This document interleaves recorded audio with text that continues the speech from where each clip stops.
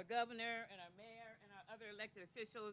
You will hear from them shortly, and so I will not ask them to come up or say anything about them individually, although I could say a lot about all of them.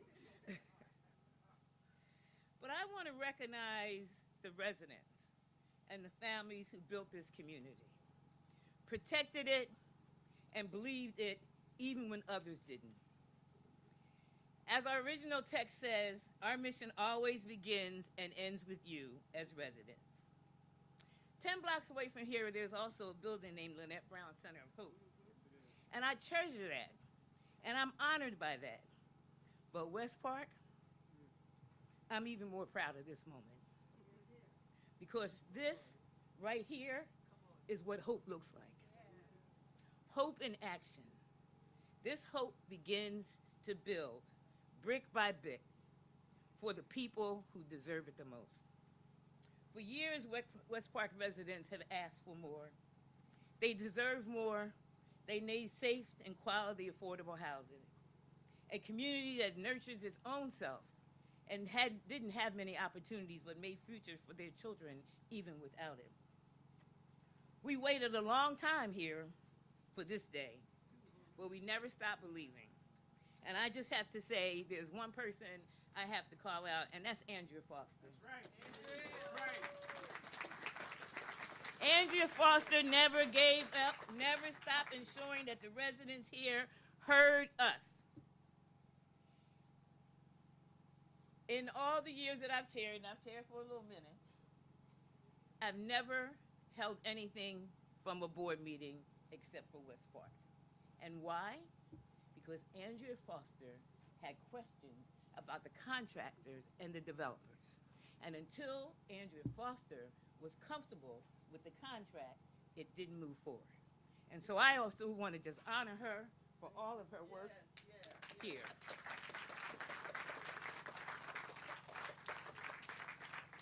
We honor the history of this neighborhood, its strengths, its culture, its legacy. And we commit to building a Westpark that reflects the dignity of the people who live here. This groundbreaking is just not construction.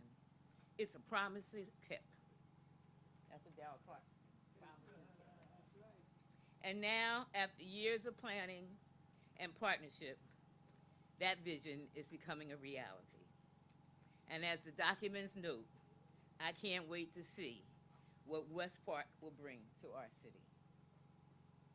I want to take this moment to thank Kelvin Jeremiah.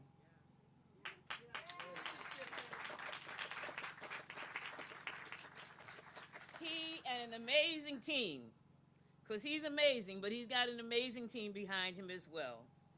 He's this year he's the Power 100 most influential business leader. He was a Titan Award leader, and he was a drum major at Martin Luther King this year.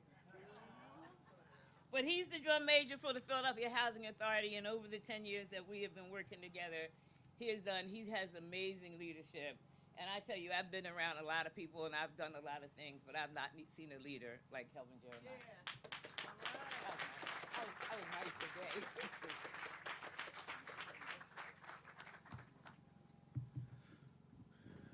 Good morning, everyone. Good morning, everyone. Vincent Hughes, we are in West Philadelphia. Finally. Finally. Well, first and foremost, I'd like to thank Lynette Brown. I want everybody to know that Lynette postponed my annual evaluation to be here. But more than that, I want everyone to know publicly that I just love Lynette Brown.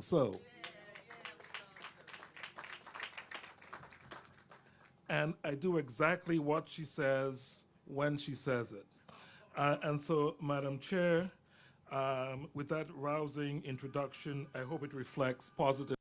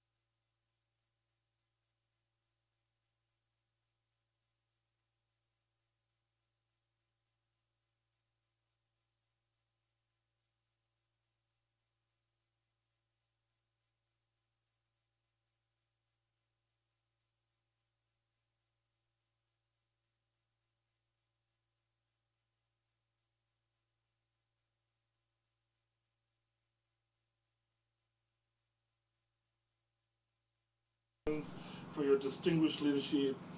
I appreciate all of the support that got us here today. Your service, of course, reflects the ideals embodied by the city of brotherly love and sisterly affection. And of course, to our partners, I am grateful for your dedication, the collaborative efforts in making this event possible. Above all, I want to thank our residents for their patience.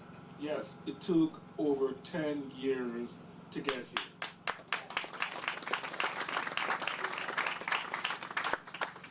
Your support, your commitment to this redevelopment has been remarkable, and it exemplifies all of the great work Andrea has done since she's been a tenant and resident leader at Westpark. So I want to acknowledge again Andrea Foster.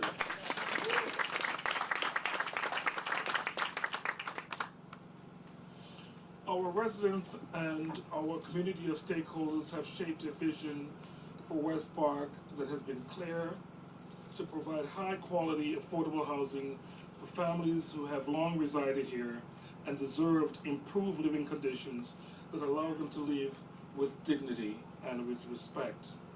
We are all here today to deliver on that vision, for those who have lived here when it wasn't fashionable, and for those to come. I am pleased to announce that in partnership with L&M M Squared, PHA will deliver 327 new homes across 3 buildings.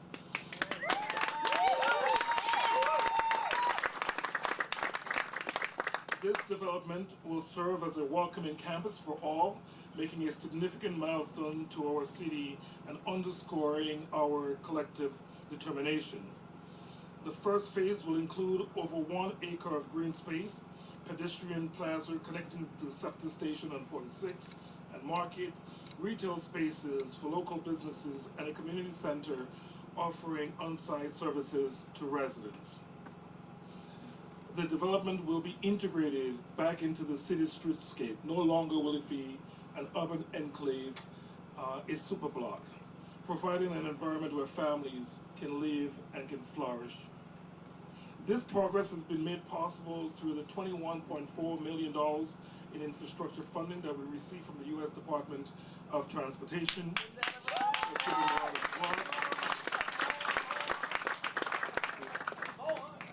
Along with assistance from our federal partner and supporter, the U.S. Department of Housing and Urban Development. You're going to hear from Joe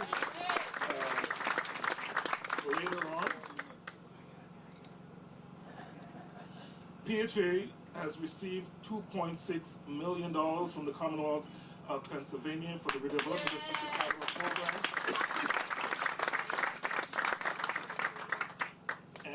And of course, you know, I would be remiss if I didn't take a minute to tell Mr. Senator Hughes that I'm still waiting for the balance. You would be remiss. Governor, I want you to know he's a shit stirrer. Don't listen to anything he said. Okay? I don't know what he told you about me, but I'm a really nice guy. And of course, we receive from our city $3 million from DHCD. And one of our steadfast partners who's providing tax credits, PHFA, and Robin Wiseman, who's here, you'll hear from her as well. So all of this adds up to something like $205 million. $205 million. And by the time all of this is done, between the work that we're doing here at Westpark and the work that we're doing at Bartram, PHA will be investing with our partners over $1.1 billion into the third district. $1.1 billion.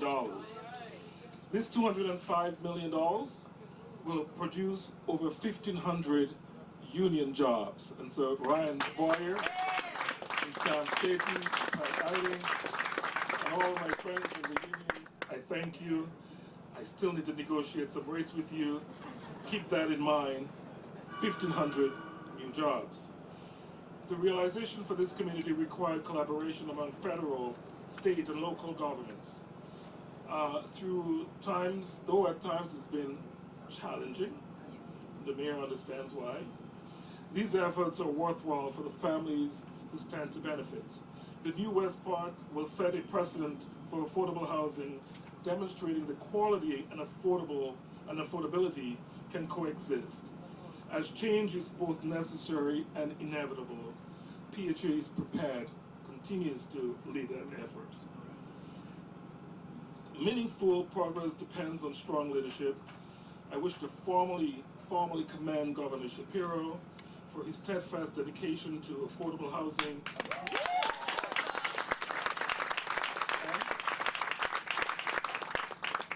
and for the first time in the Commonwealth's history, implementing Pennsylvania's inaugural comprehensive affordable housing action plan. Now, Governor Shapiro, I want you to know that you have both a friend and a supporter in PHA, so much so that I am committed to helping you spend the $1 billion earmarked under that. What's wrong with you guys? This is a very serious speech. And you might have heard, I might have called you a few too many times. I want to apologize, Governor. I'm one of those people who like to get stuff done. And sometimes I get a little bit aggressive. So I want to thank you and your staff for putting up with me over the last 2 or so years. Akbar Hussein, thank you. He takes my calls, he returns emails. Sometimes I feel badly, just for a moment. But thank you, Akbar, for all of the support on the state level and to the governor as well. So ladies and gentlemen, please join me in welcoming Governor Josh Shapiro.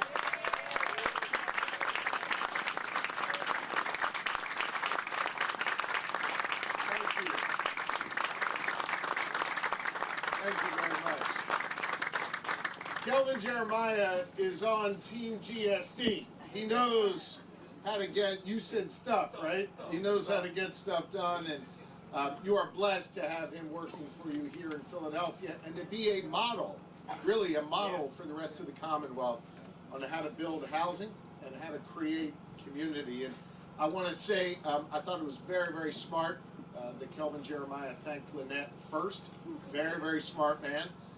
And I want to say, Lynette, thank you for chairing this board so ably. Thank you for the leadership that you provide and the friendship that you provided me over many years. Look, I wanted to be here today because this project is not just a big deal for the city of Philadelphia. This is a big deal for the Commonwealth of Pennsylvania. Yeah. In just the first phase of this redevelopment, PHA is going to add 327 new housing units, and eventually Westpark will become the site of 1,000 apartments. What a big deal. You know, when Mayor Parker talks about building more affordable housing in Philadelphia, this is what it looks like. This is what it looks like. And I wanted to be here today just about 2 weeks after I unveiled Pennsylvania's first ever housing action plan, because this project represents the kind of progress we want to make all across the Commonwealth of Pennsylvania. This is a model for the kind of progress we want to make.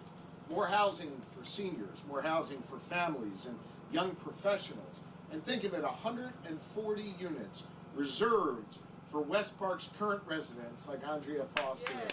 Thank you for your leadership.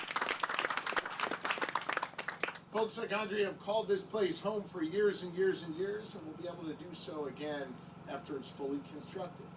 Once done, Westpark will have affordable units, market rate units, an outdoor plaza with a playground and a community center. This is truly a mixed-use development, and it will also include improvements to walkways on the property to make it easier for residents to get to the SEPTA station down the street on 46th and Market. And let me reaffirm my commitment to investing in SEPTA and ensuring the Commonwealth of Pennsylvania steps up to do that. I know the women and men of organized labor, led unbelievably well by my good friend Ryan Boyer, who joins us here. They're going to get this project done, Kelvin, on time and under budget for you. All right, Boyer? There you go. A little bit under budget.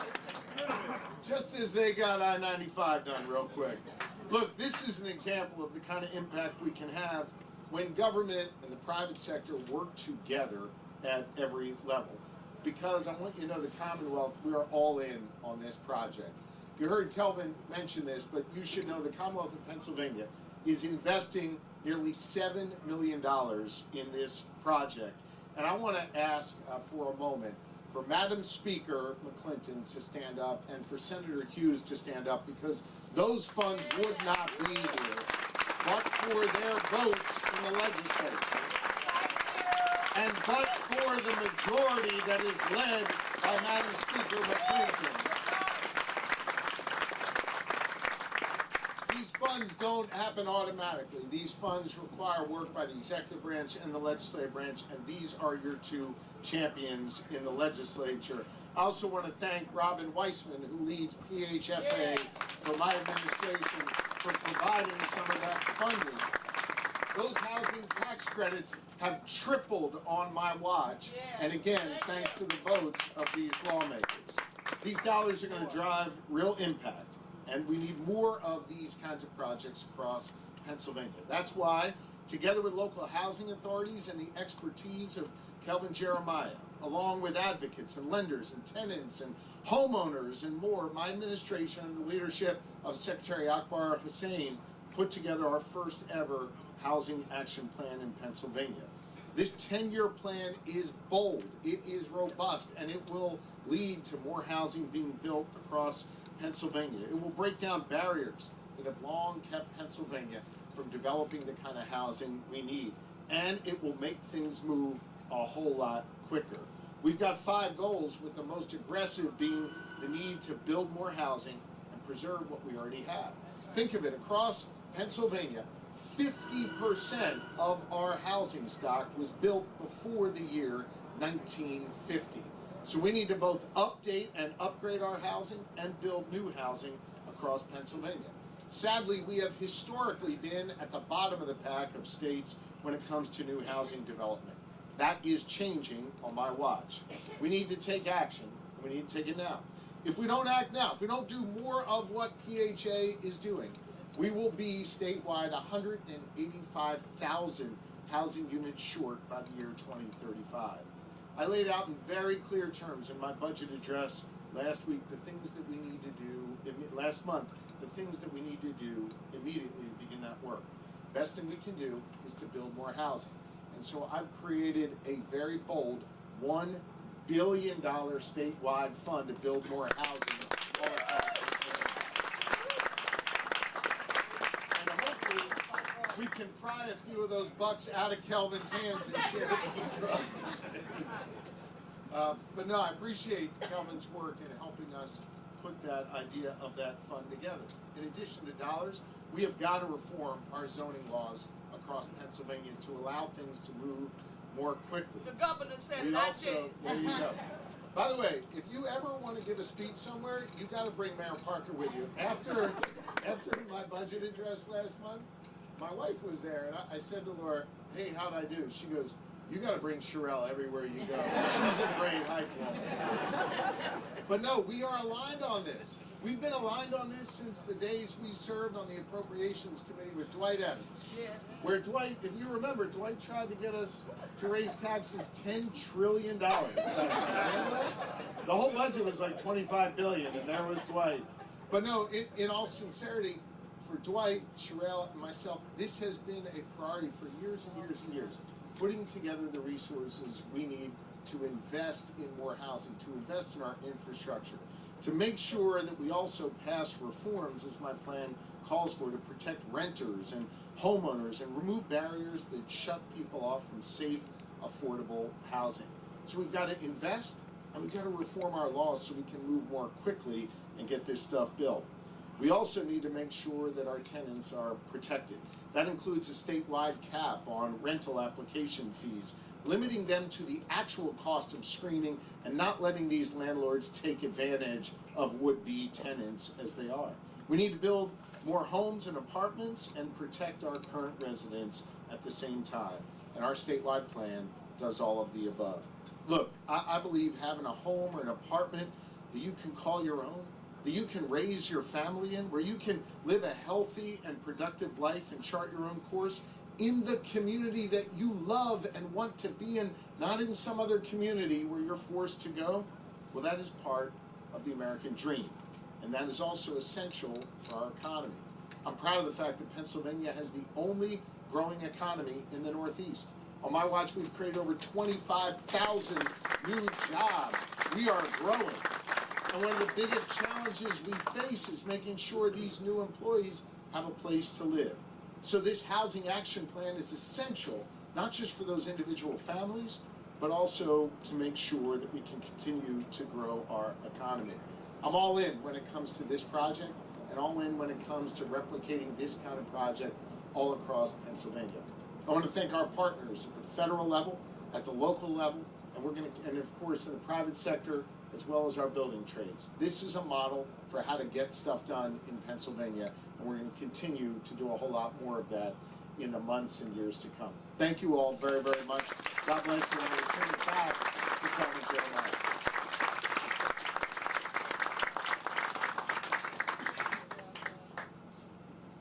So there are people who talk about getting stuff done, and there are people who actually get stuff done.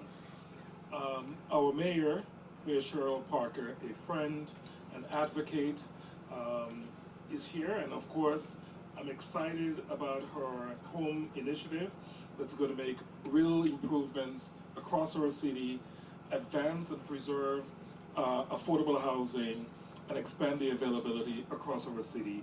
Please welcome, ladies and gentlemen, Cheryl Parker.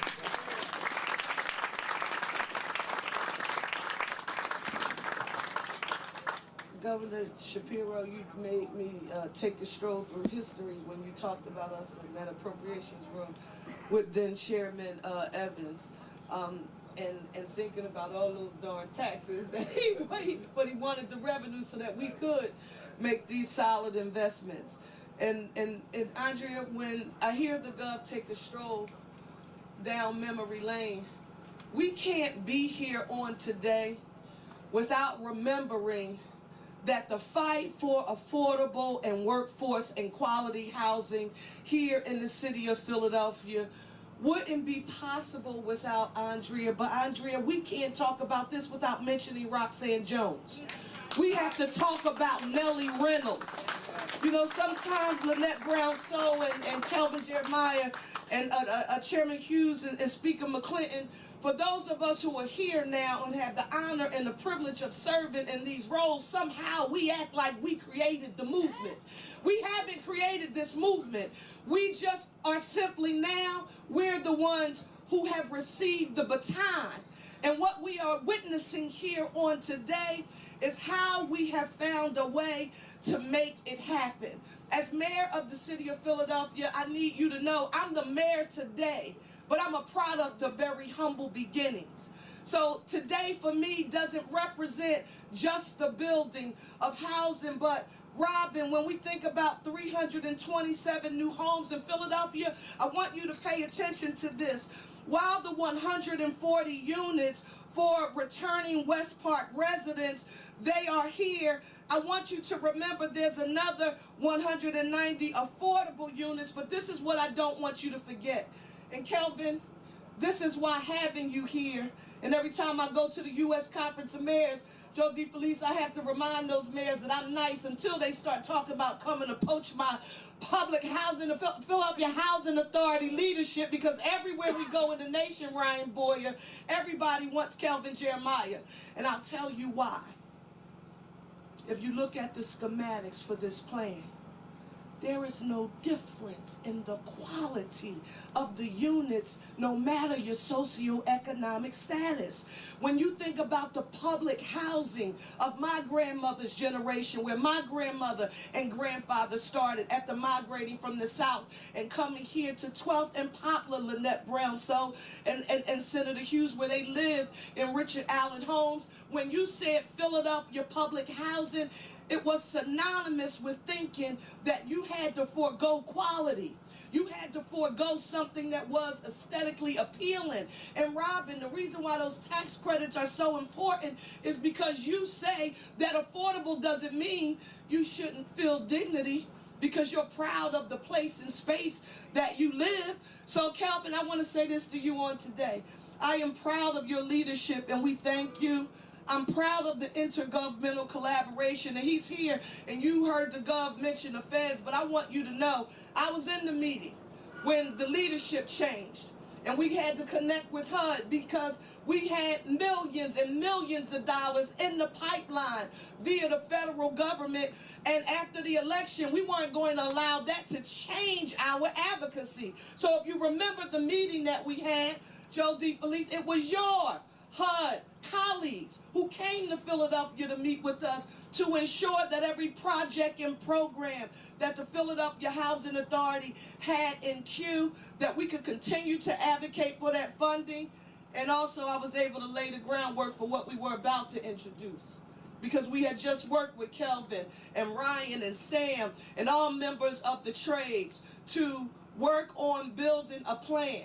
A $2 billion plan, Philadelphia. That's in the work for you. That's what happens when your local, state, and federal officials come together along with our nonprofit sectors. If it's not resulting in tangible results that you can see, touch, and feel in your neighborhood and in your lives, it's been for naught. But on our side, it means $2 billion worth of housing that will create and preserve 30,000 units here in the city of Philadelphia, along with Philadelphia, 20,000 units that will be created and preserved by the Philadelphia Housing Authority.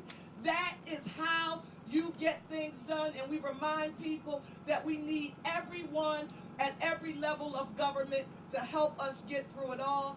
Ryan Boyer, another piece we need to mention, this is about economic mobility as well. This is about putting people on a path to self-sufficiency. So when you think about who will actually be doing the work, guess what I want you to think about? I want you to think about the pipeline as we train the next generation of skilled members of the building trades right here in the city of Philadelphia. This is One Philly in action, and I'm proud. Thank you.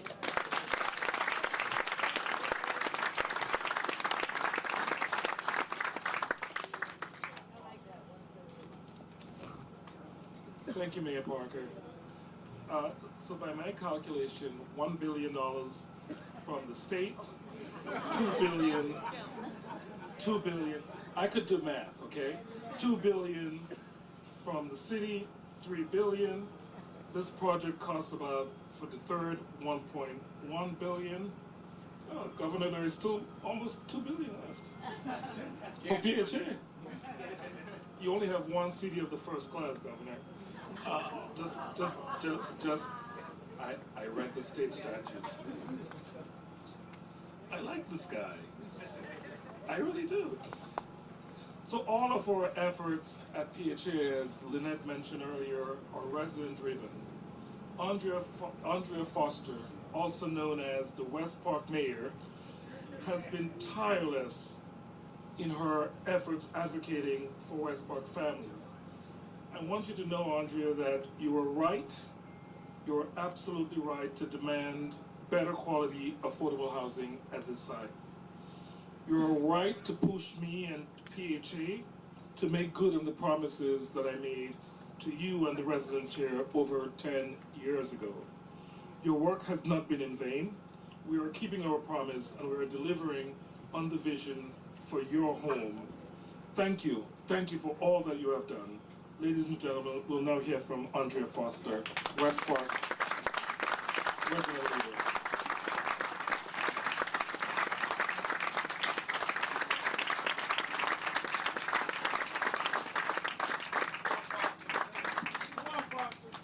morning. As Vincent Hughes and I say, y'all don't know. You don't know. It has been, I moved into Westpark in 1979. I raised both my children here. Was truly upset that after I went in and bullied Mr. Jeremiah about getting us a better quality of housing, that they decided they were relocating everybody. For those that don't know, I was the last one that left here, and I'll be the first one back in here. Okay? Westpark has always been the city within the city. We had to fight. We were a city within the city. I went to Vincent Hughes' office. I was barred from city council. I had to let my ward leader, Pete Wilson, get what I had to get from there. But as Mr. Jeremiah said, I had some real rough edges. And when I feel that I'm right, I'm going to do and say what I got to say. Okay? I would like to thank the residents that showed up today. Mr. Woodson, thank you very much. Thanks, Pete, for coming in. I also would like you to know that better quality of housing for the residents, period, is what I call re-getting our condos. We don't have to go downtown to get into a condo in the tower because PHA has given us our condos, okay? When I was in a meeting or anywhere and they were talking about you had to move, I'm not moving. I live in a condo, okay? It could be up in the sky or it could be on the ground. It belongs to us. No, I call it a penthouse. I call it a condo. He called it a penthouse. Okay? It was my condo. And I truly enjoyed it. And like I said, I was the last one out, and I'll be the first one back in. And for Mr. Jeremiah, the residents, the former residents of Westpark would like to know when we can come back in. I have a whole list of people that's ready to come back. Okay? So we want to know. I gave them a date. I told them promises were made. First phase would be 2027. It will be done. I was told that when the phase of 2027 is done, we can move in. Because construction will be done around us while we're living here. Correct? Okay. All right. So, promises done, promises made, promises done. All right. Thank you very much.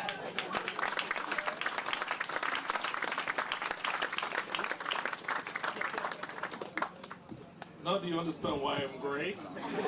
And by the time this project is over, I'll have as much hair as Vincent Hughes. But one of our steadfast partners is local. He works for the U.S. Department of Housing and Urban Development, where PHA receives, from whom PHA receives some 93% of our funding. And so I'm glad that he's here. I'm glad that he's a local boy. Please welcome Jody Phyllis.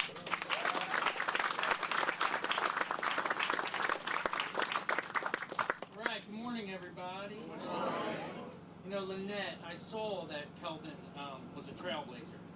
I saw it on his Instagram, I saw it on his LinkedIn, and I saw it on his Facebook page. So it's great to be out in West Philly. Every time I come out here, I hear West is best this, and West is best that, and you're never going to hear me say West is best because I'm from the Northeast, and you guys are doing all right out here, though. But I have a really good speech written. I think it's over there somewhere. I'm not going to read it. I'll email it to anybody that wants to have it. So, and you have like, what, 19 other speakers here behind me, so I'm going to let them kind of go everything. But two things I did want to hit on real quick, since we are out here in West Philly, and we are actually sitting here in an opportunity zone. Part of the big, beautiful bill, the first one, Tax Cuts and Jobs Act, this is an opportunity zone. I assume it'll be an opportunity zone again, but that'll take lobbying efforts for you, Kelvin, and Mayor. We met with the governor's team last week. They're currently working with all the local municipalities and the counties to figure out what census tracts will be an opportunity zone. So I would make a point to make sure that this census tract is included. For those that don't know, it's a way to get private capital into projects, specifically public projects. But more importantly, one thing that we lobbied and we just worked through at HUD is all of our competitive grants are going to get preference points for projects in opportunity zones. So if you're thinking your fourth choice neighborhood, maybe this could be an opportunity to do it here as well. But no promises. But more importantly, you know, it was really about Andrea hearing a story about, you know, the residents. And, you know, we spent a lot of time focusing on projects and buildings. But one thing I can tell you is Section 3 of the Housing and Urban Development Act of 1968 essentially says that if HUD funding is coming in your community, you have to use best efforts to hire from your community. So hearing about those jobs and those projects, I want to hear more about investing in the people and less about investing in the buildings. And I think that's the best way that we can help break the cycle of generational poverty. So thank you, and I'll let the other 9 speakers go. Take care. And let me just, Joe, tell you how grateful I am to our Secretary of HUD for all of his support and all of the funding that I hope is coming our way. Please do not take my reserves. It's an inside joke. Joe gets it. He knows. But now, I want you to know that, you know, there is a congressman that I work very, very closely with. I was introduced to him some 14 years ago when he asked for a tour of the developments that PHA had. I immediately was enamored by his graciousness and all of the, not even knowing him very well, how well in tune he was with the residents and with the developments and the quality of the developments that existed at the time. He became congressman, and during his tenure, because of his efforts, PHA was able to secure 6 choice neighborhood grants.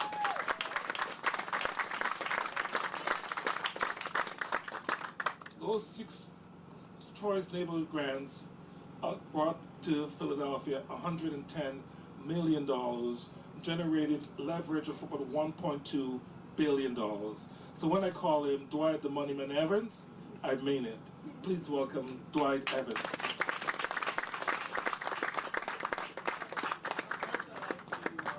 Thank Cap for the introduction. But I also like to thank the residents. Lynette started off when she said that there's no more appropriate discussion than the residents. And these elected officials collectively, from the governor to the mayor, by working together, that's how we make a difference. So when Josh and Sherelle used to say to me, I said, this is going to become a reality. But it's only going to become a reality by us functioning together. And I say to you, Andrea, that, believe me, that was my single mission. The only thing that I wanted to do was to see an outcome of efforts happening. So I let you know, as chairman of the Appropriation Committee and on the Ways and Means Committee, I share with you that's all my responsibility was, to make sure it got done. Thank you very much.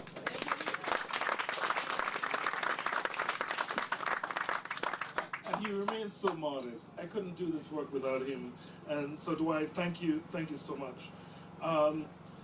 The next speaker, ladies and gentlemen, is none other than the Speaker of the State House, McClinton. Please come forward and say a few words. Good morning. This is a wonderful, wonderful day in West Philadelphia. To our Governor, Josh Shapiro, to our 100th Madam Mayor, Sherelle L. Parker, to my Congressman, Dwight Evans. Let's give him a big hand for a very significant career of giving back to communities just like ours here. To Miss Andrea, thank you for all of your advocacy down through the years. We're not in my legislative district, Senator Hughes, but understand, on behalf of my colleagues that serve this community, we understand that housing is, in fact, a priority. For so many years, Councilwoman Gaudier, that I spent down in the courthouse and judges would get on my clients, I'd explain, if you don't have a steady place to live, you cannot expect someone to show up, Brother Sam, for their reporting for probation. It doesn't work that way. There's some steady stabilities that we need as human beings. And I'll say my late granny, she raised my mom and her 2 little brothers in public housing in segregated Kinston, North Carolina. And my mother always would tell me, Mr. Jeremiah, we had a pride about our public housing. It wasn't shameful. It wasn't a downgrade. We took care of it. It was the most beautiful housing in Kinston, North Carolina, because we all loved to live there at that discount. And so many folks were concerned, Robin Weissman, with things changing just last year, that we would have a problem with some of the grants that were going to support big initiatives like this one here. But I told my colleagues in housing, I know a guy in Washington. We went to LaSalle at the same time. His name is Joe DeFelice. He worked for a different speaker. And that's my guy. So you tell me if we're having an issue down in D.C. But of course, we haven't had an issue because we have all been working together to bring this moment into fruition. And for what it will speak to the generations to come, the families that were living here, to come back to something beautiful, not basic, but beautiful, and to come back to something that's sustainable and that will outlast all of us just makes us all so very proud. So we are grateful to be here today, and thank you all for your dedication, and we look forward to being here so we can walk around in those condos.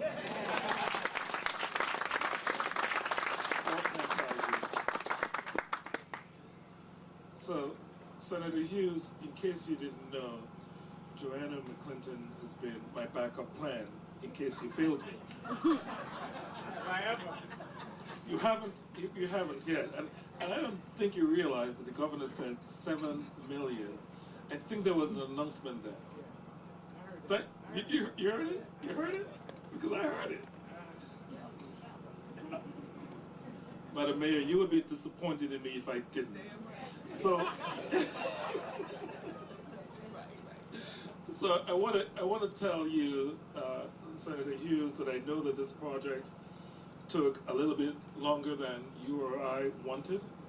You came to see me about 12 years ago when we were at 23rd Street. We have moved twice since then.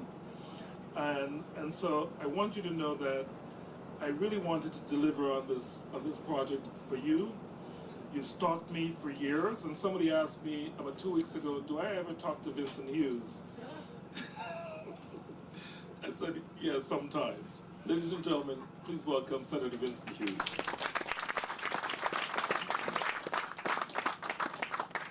Andrea Foster? They don't know, baby. Sandra Dungy Glenn? They don't know.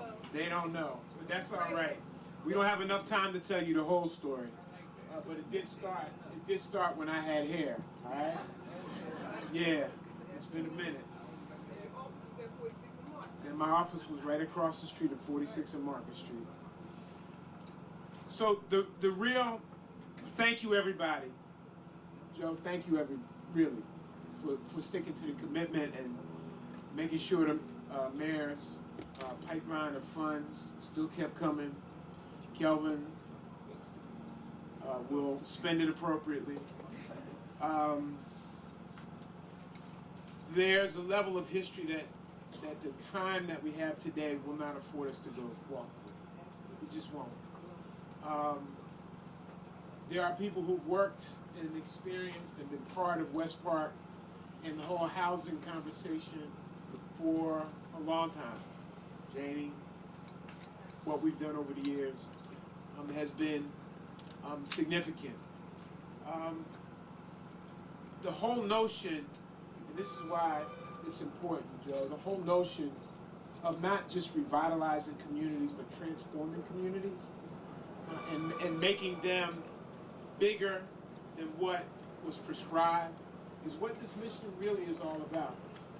I remember also having the audacity to dream and have a vision of what we could really have here. In many respects, it started with Shaka. Quite frankly, it started with Shaka Madai, all right? When we toured this place together, he was just a little bit of the state rep at that time, and so was I. And we saw conditions and said, why does this have to be this way? Do you remember this? Okay? Why does this have to be this way? So the real challenge now, after a journey that's been really, Kelvin, longer than 14 years, the real challenge now is, what do we learn from this to do more?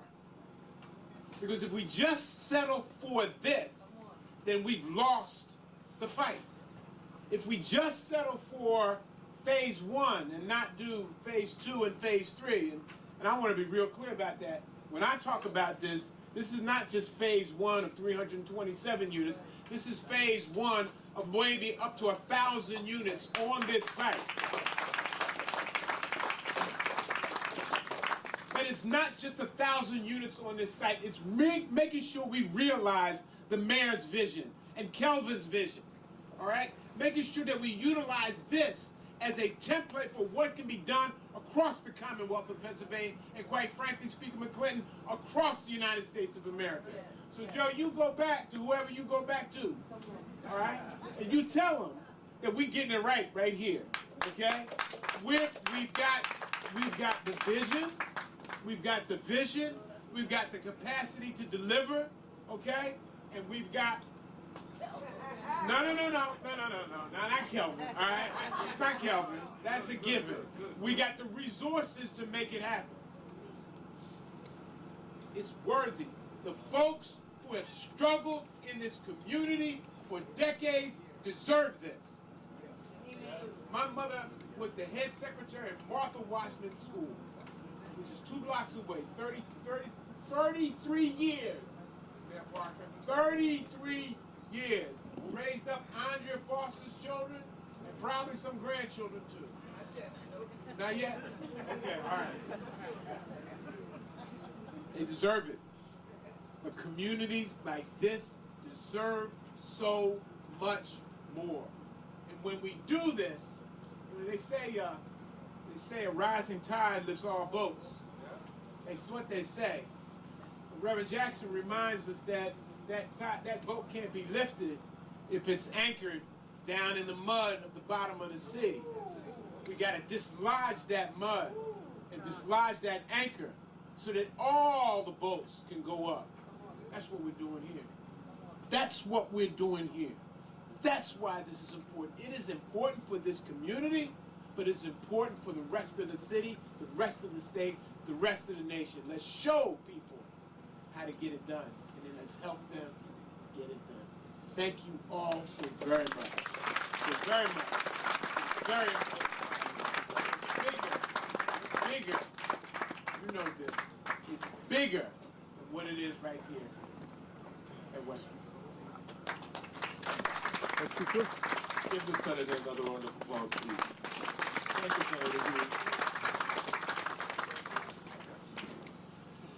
Ladies and gentlemen, I am pleased to introduce PHFA's Executive Director and CEO, Robin Wiseman, from where we receive all of the tax credits and volume cap for this project. Ms. Wiseman, please come forward.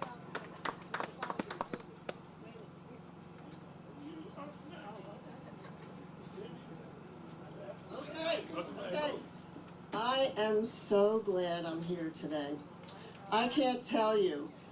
I want to bottle up all the goodwill and all the optimism we have here today. I usually talk about the numbers, but I think Kelvin's blown them out of the water, right? But I do want to say, and I'll be very brief, I look at the numbers every day. I appreciate our partnership every day. But over 75% of the dollars that are going into this development for this period of time, going forward for the larger development across the city and the Commonwealth, 75% of the funding comes from some form of public funding. We can't forget that. We have to reinforce that. We have to, as everyone has said here today, work together functionally. I want to just tell you one thing very quickly. I started in early parts of my career working in the city of Philadelphia as the deputy finance director. I have history with this city. I love this city, and I have optimism for this city. The leadership of Mayor Parker is awesome. She's my cheerleader today and every day. I guess that's why the governor mentioned this, didn't he? But to all of my good friends and colleagues here, who I really enjoy working with. I want to just give you one other point. What Governor Shapiro has done with this comprehensive housing action plan and what Mayor Sherelle Parker has done with her home initiative is truly transformative. They're the best products to come out of the city and the Commonwealth in a long time, if not ever.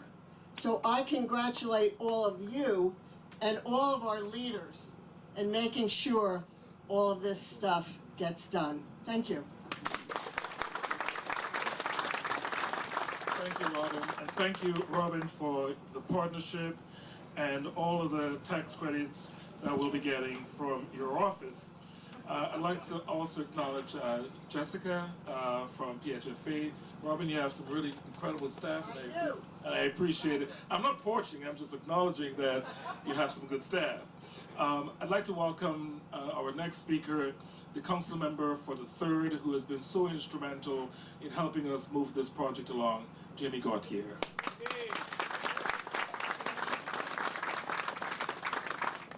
Good morning, everyone. Good morning. I have been waiting for this day for a very long time. As a newly minted council member in 2020, this project was one of the very first things that came across my desk. Getting the redevelopment of Westpark right has been super important to me, the community, and most importantly, Miss Andrea Foster and her fellow residents. We are in one of the fastest gentrifying and most desirable communities in all of Philadelphia. A stone's throw away from healthcare, family-sustaining jobs, transit, a grocery store, and so much more. All things that low-income and working-class folks need to get ahead. And where other housing leaders might have taken the easier path, Kelvin Jeremiah and his team understood the value of permanent affordability and finding ways to achieve it, even as the circumstances around this work became more challenging. I could not be more proud of the final plan that we came up with. We are still building one-to-one replacement units so the families who have called this place home can come back if they choose to.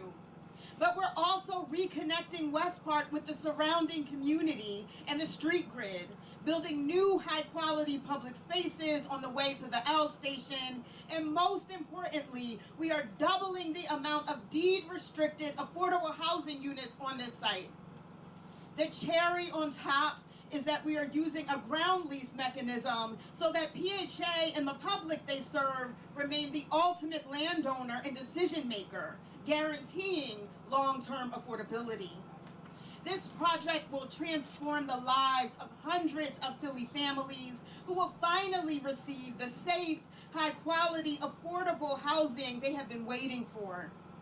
But I also can't help but smile when I think about the message that we are sending to my constituents when they look up at the reimagined Westpark, which literally towers over this neighborhood. We are showing them that everyday Philadelphians, not just rich out-of-towners, deserve innovative, world-class development.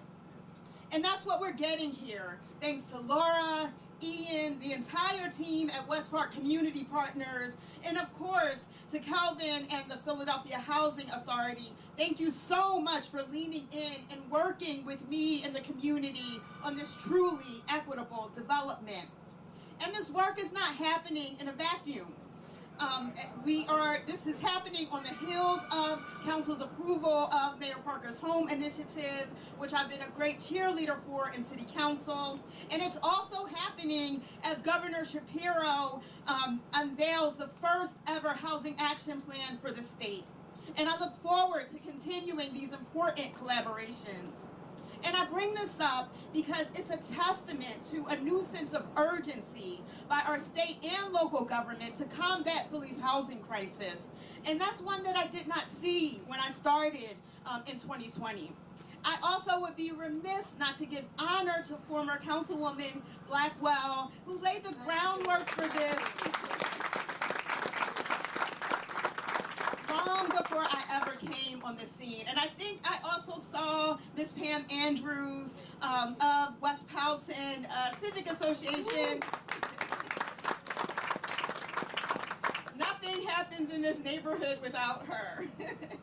I cannot remember another groundbreaking featuring so many community leaders and officials from every single level of government. To me, that speaks to the importance of Westpark, but also how focused we've all been on housing citywide. I can't wait to be back here with you all for the ribbon cutting of these condos. Thank you all so very much.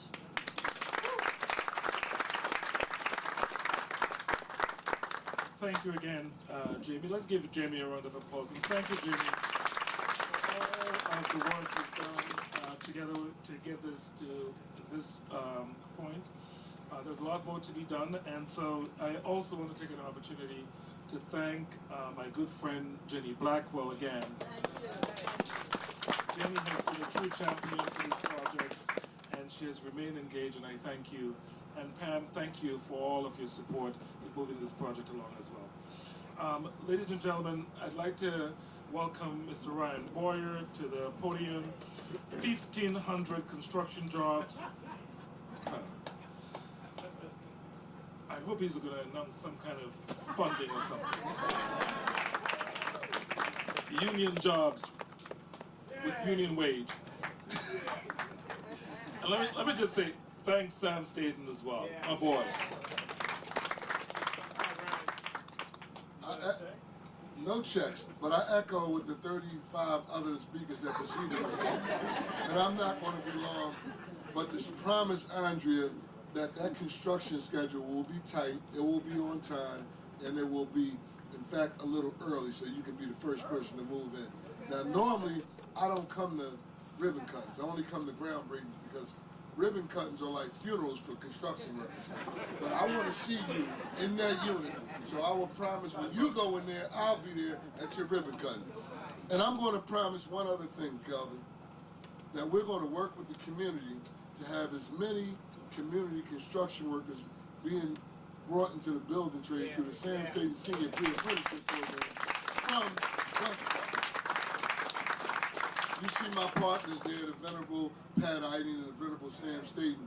So we stand on shoulders of greatness like that, and we didn't start this movement. I'm glad that the mayor mentioned all those people that came before us, but we just want to put our little part in, and the Philadelphia building trades are proud to work on something like this. And as a former resident of public housing, this affordable luxury, it has my heart jumping. And that's all I want to say, so you can start with your 97 others.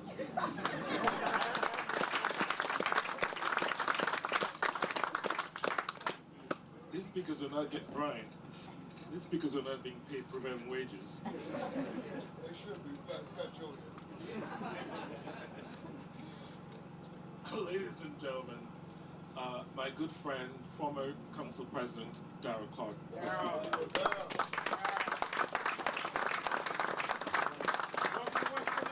So, I'm getting ready to talk about that. How's everybody doing?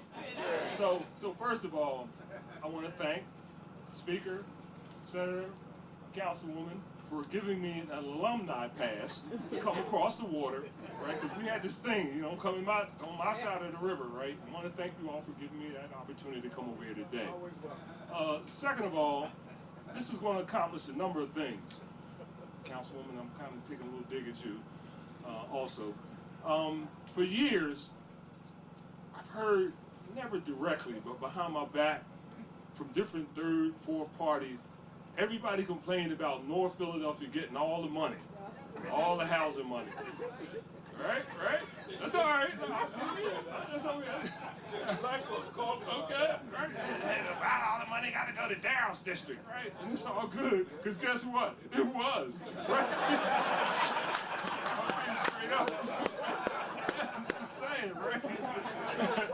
But, hold on, Phil, we'll take care of you. We'll take care of you, all right. But, Kelvin Jeremiah and the team at PHA, they understood that they had to distribute the wealth, you know, around the city of Philadelphia, because it was so important for the entire city to deal with issues as it relates to affordable housing. And as a result of that, the team was able to I gotta say, quite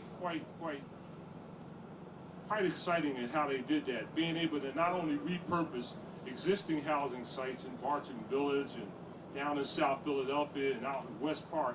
You guys did a heck of a job in bringing all those resources on a citywide basis. And then the mayor comes along, decides to put all this money. And I'm like, damn, where was that at when I was a council president, right? But it's all good, because every now and then the stars align. And we are sitting here with the federal government, the Philadelphia Housing Authority, the state, the local municipality, putting so much money together and everybody focused on the singular goal of making sure that everybody has an affordable place to live, because that is so important, because without that, there's really not a whole lot that you can achieve. So I just want to thank everybody engaged and involved today. Thank you all so much for your participation. It's good to be able, and I'm actually going to take my first West Philadelphia groundbreaking shovel, all right? I'm going to take it with me, right? I'm just saying, Councilwoman, all mine are from North Philly. They are, right? And I just want to say, guys, on a serious note, how impressive I am with the Housing Authority and all of the other partners in this, and their ability to make sure that we provide quality housing for everyone in the city of Philadelphia. So with all that, thank you all so much. We really appreciate all our support.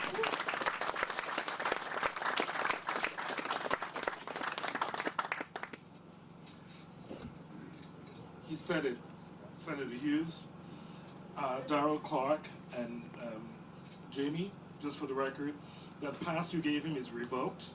He will not be invited to the grand opening. You just threw me under the bus. But let me just take one more second to acknowledge Lopa Kalori, who is here representing M&T Bank. Thank you, Lopa. Lopa is also a former PHA executive who did a lot of work on this project. So I'm happy to have you back to see it come into fruition. So give Lopa another round of applause. And M&T Bank. I'd like to ask our development partner, Lisa Gomez, CEO of L&M, to come forward and make a few remarks.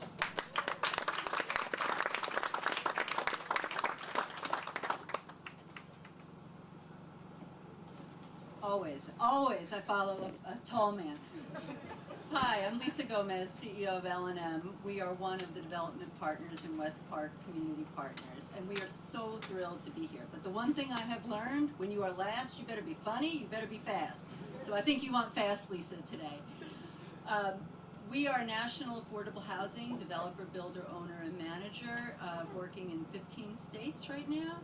This is our first project in Philadelphia and in the Commonwealth of Pennsylvania, and I couldn't be more proud to be here today representing the development team, and couldn't be more proud of working on this project. We've worked with a lot of public housing authorities, but Kelvin, you run an impressive shop. At a time where affordable housing has become a national problem and crisis, we are so pleased to be able to work with the residents like Ms. Foster and carry the baton, as the mayor said, just a little bit further down to help stabilize, rebuild, and rebuild a community that the neighbors and the residents deserve. Thank you so much on behalf of the development team. I'm going to cede my time back for the rest of the day.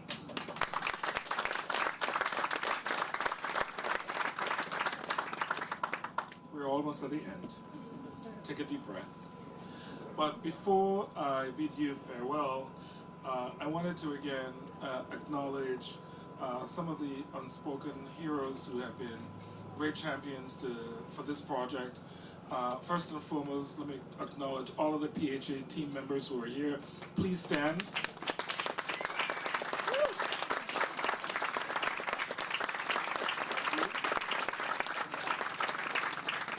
Thank you for all of the great work that you do. I'd like to extend my deep gratitude to Laura and Ian. I don't know if they're still here. They're back there. Yes. Thank you for sticking with us and sticking through this project, even when the road got a little bit bumpy. I apologize for yelling the other day, but I just wanted to get shit done. But thank you. I really appreciate all the work. Ian, you've done such a magnificent job. Your employees lucky to have you. And last but not least, again, the communications team and our Board of Commissioners, thank you for the support that you have offered PHA. Thank you for doing this work for free. You might get a meal at one time a year, but we appreciate your volunteerism. And of course, I want to take a moment to acknowledge my good friend Asia Coney, who is head of the RAB, or Resident Advisory Board.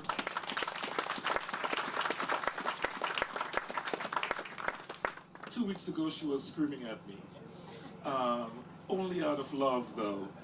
Only out of love. So I appreciate you, Asia. And of course, my good partners from the city, Jesse and Angela Brooks. Thank you for the partnership, and thank you for all of your support. Ladies and gentlemen, thank you for being here. Have a good rest of your day.